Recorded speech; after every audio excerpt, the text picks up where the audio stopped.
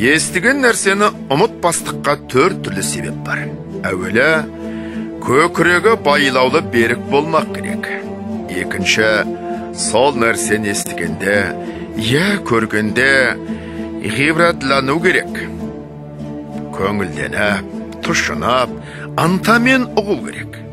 Үшінші, сол нәрсені ішінен бірнеше уақыт қайтарып, ойланып, көңілге бекіту керек.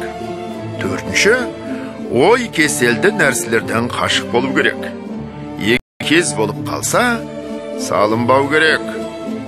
Ой кеселдері, уайымсыз, салғырттық, ойыншы күлкішілдік, бір қайғыға салу, бір нәрсеге құмарлық пайда болу. Бұл 4 нәрсе күллі ақыл мен, Бұл 4 нәрсе күллі ақыл мен, ғылым тоздыратығын нәрселер.